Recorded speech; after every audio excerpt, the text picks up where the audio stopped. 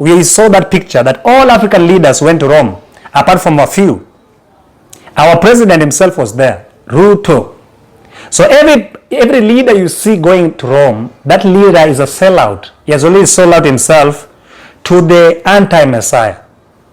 Secondly, when Africans were being colonized, which people came to Africa to steal and to loot Africa and to take our brothers and sisters, our ancestors, to slavery? It was the Roman kingdom. The Britain is part of the Roman kingdom. You see, Spain is part of the Roman kingdom. Portugal. All these people were coming to Africa to scramble for Africa.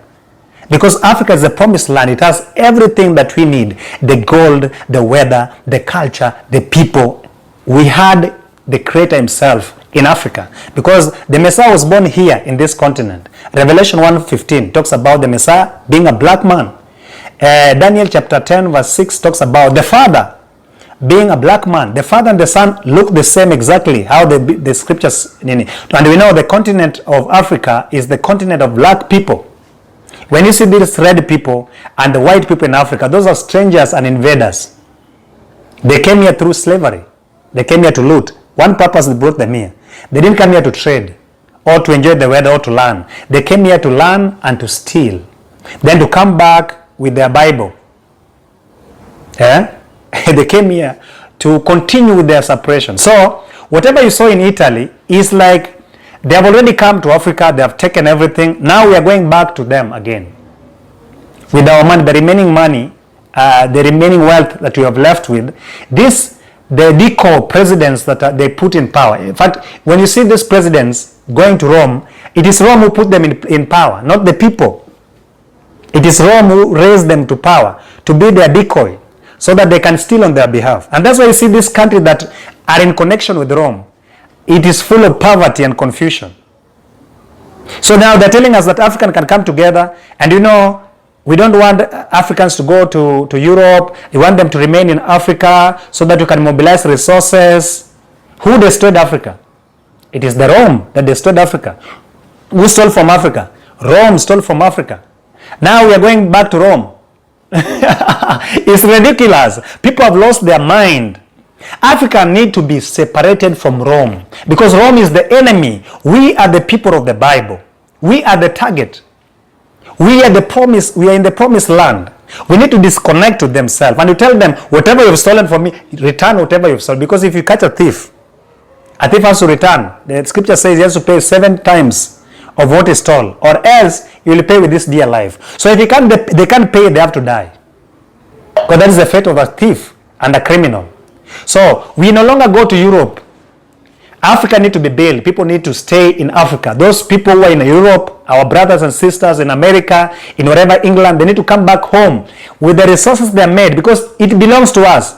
Before, a white man and a red Edomite came to Africa, because the Roman came to Africa, Europe used to be empty waste, a place of ice with no life. So they came to Africa, they found fire. They didn't have fire. The Edomites are people who eat raw food. We know by history. The Greeks, the Caucasians, they are people, they didn't have technology, they didn't have fire. Because fire is the inventor of all technology. So all was there. In the kingdom of Mizraim, that is Egypt, the ancient Egypt, and the kingdom of Yasharal, that is the promised land. So Africa is divided into two. Africa is divided to the land of Ham, that is called Mizraim, and the kingdom of Yasharal, the promised land, separate countries.